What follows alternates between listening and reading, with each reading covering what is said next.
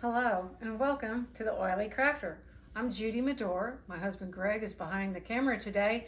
And today's video is going to be about unboxing this Comgrow filter that we got to use with my xTool F1 at craft shows to help keep the smoke smell down. So here we go. We've already cut the box open so we don't have to waste your time in watching us do that. And I'm going to stand up so it'd be easier for me to grab out. Okay. So here's a hard hose. Wow, that's very positionable. Okay. This is probably filter from the feel of it. And we have our how to use it manual. Okay. Let's see here. Okay, oh, here's another adapter.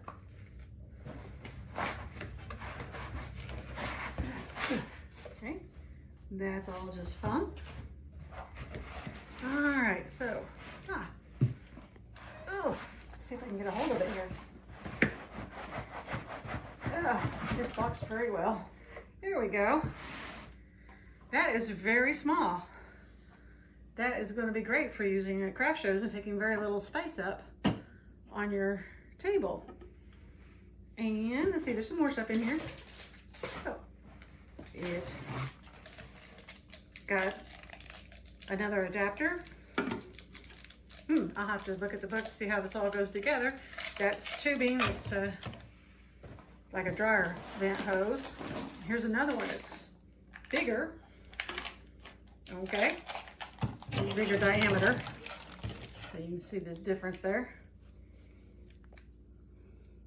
Okay. This one's smaller than this one. So you got several different ways here to hook it up. Alrighty, then we have several hose clamps.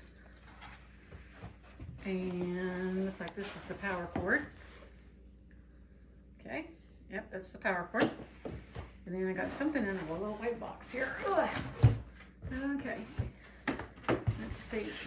That looks like it's it. The rest of it's all just foam.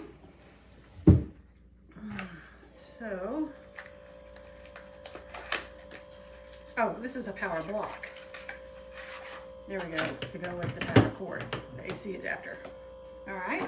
And then along with this, we decided, since you only get one filter, it looks like, we ordered a box of more filters. Now, are there more filters inside of the box there? There's one already in here. Matter of fact, I can open that up. It opens just like that. Okay. And, oh, okay, so I guess this is replaceable with this here. And then this has got a honeycomb filter and stuff that goes down here to help filter it out. That's really cool. And, all right, so I'll put that back in. So apparently that's the consumable right there. Really easy to open to replace. Okay, and then in the box, what we just saw in there, that's what we got right here. Looks like, let's see. Okay, it looks like we have to add this to this. That's all in the filter that we got as a replacement. Now I understand you can get more of these separate if you don't want to buy this here, but we decided to buy this instead of just buying these, not knowing for sure how long this will last. Because I know with our Glowforge filter, that's huge and heavy, if you're cutting MDF, it doesn't seem to last very long at all. So up next is going to be actually getting this hooked up to the F1 and seeing how well it works. Alrighty, so one of the things that we realized as we were going through the booklet is that the filter actually has three different sections to it. It has that primary filter, which was the white one we showed you. Then it has the HEPA filter, and then it has the activated carbon filter cartridge, which is in that bottom box that we were showing you earlier. Okay, so we've got it kind of set up here. We had to put it on a box to make it the right height in order to fit where the back of the F1. So we're going to use this hard one here because none of the adapters that we have fit this. So we're just putting it as close as we can. We turned it on. This is on level 10, which is the lowest it could go, and still you could hear it actually working. So that's what we're going to try first with the F1. We're going to do some engraving, which is what we did basically got this for. Try turn it up Okay, like 50 or something, and then turn it up to 100. All right. So I want them to hear the noise difference. Whoops, I turned it the wrong way. There's 20, 30, 40, 50. So this is actually very reasonable on the sound. And then I'll go on up to 100 so you can hear it. It's 60, 70, 80, 90, 100. So it's not real loud, and we'll only have it on when we're actually using it. So I'll turn that back down to 10 because we want to see how well it pulls at 10 when we start the engraving over here on the other side. Let me go over here. And what I've got going here is going to be an ornament that is going to have the dog's face actually engraved in here where I've already made the templates, and we're going to put their names down here while we're at the craft show. So I had one already made up there to where I had tested the F1 itself to see how it would work. I have another empty template here that I'm not actually going to put these in here. I'm actually going to do this while we're at the craft show. Got it all lined up here where the blue and the red lights mix together.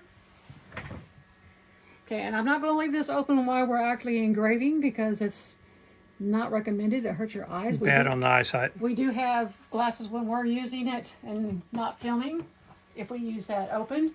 Okay, I have my dog up here that I'm going to do inside the xTool Creative Space software.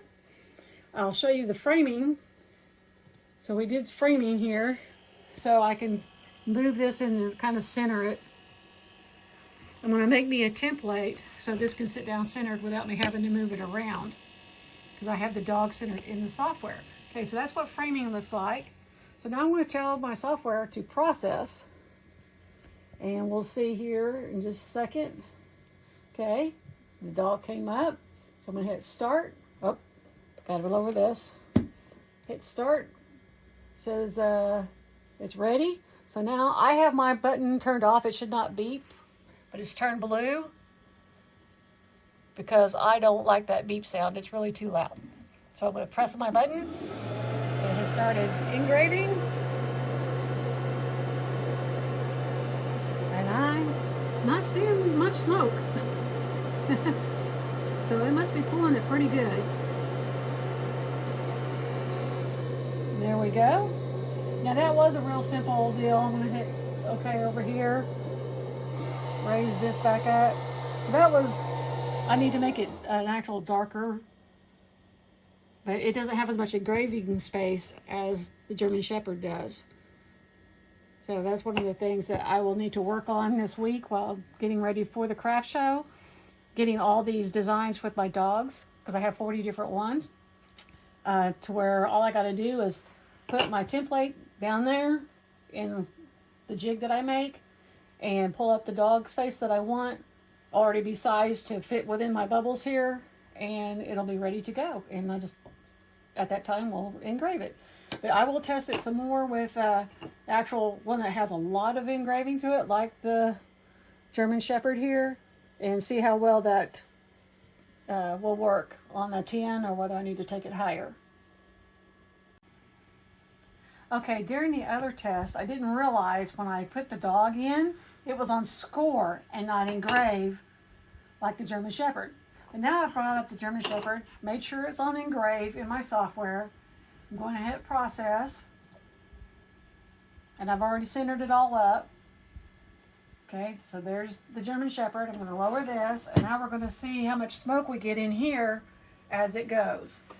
All right, it says it's ready. Hit my button. Let's see how well that at level 10 pulls the smoke.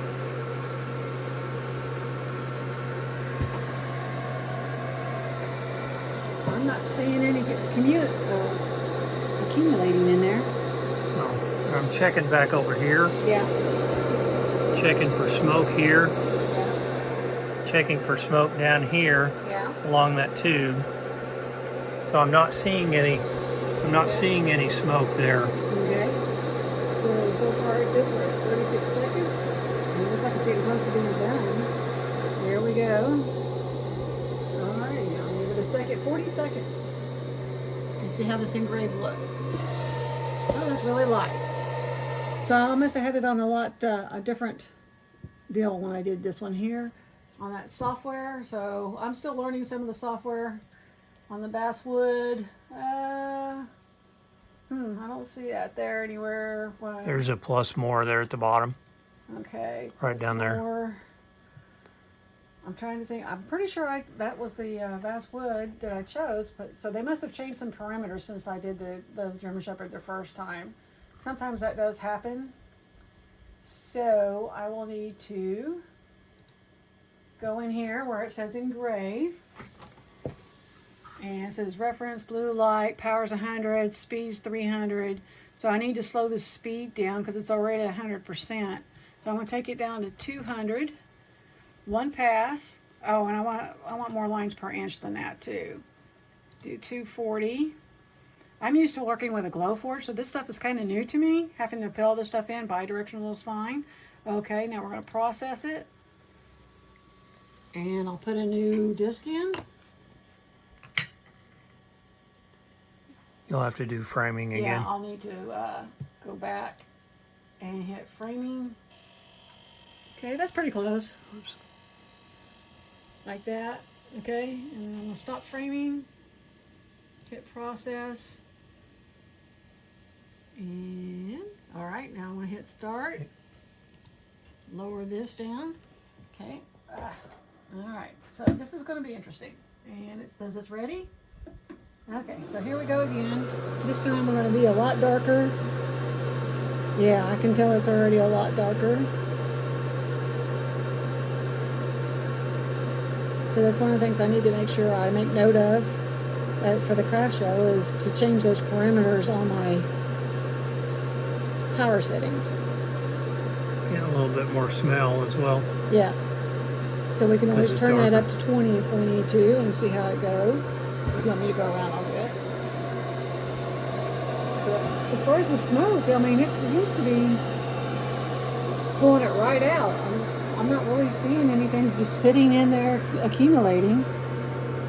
So, can you see it in the light as it gets pulled back?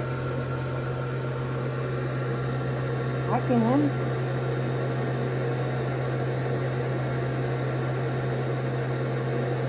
Now this is making it a lot darker, and it's taking longer because of that.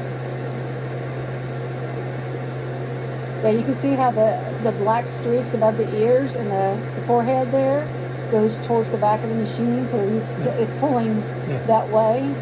So we are getting good pull with that Comgrow. Yeah, that one's actually going to be darker than your other one you got here. Yeah, it is.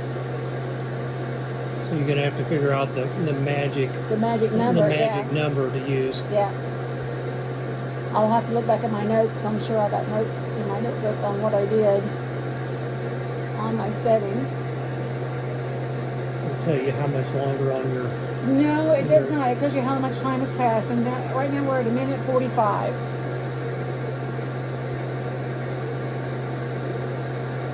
And one of the things too, when I get it out, I'm going to show you how I clean them. Hang on just 1 second. I'm going to come back around here to the back. Yeah. We're going to check right back here. For 2 minutes. And we're going to see, and you notice there's no smoke coming out around there's it. no smoke coming out around it that's visible to the eye or that I can see here through the camera. So there's always going to be some residual smell.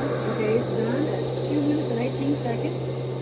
okay. All right, and that was 20 on the Comgrow. Yeah, that's considerably darker. Considerably darker, but okay. Now I clean to make them look better. I have baby wipes, and they're no fragrance. They're like, you don't want, or rubbing alcohol with paper towel. So we set it down. and we do this.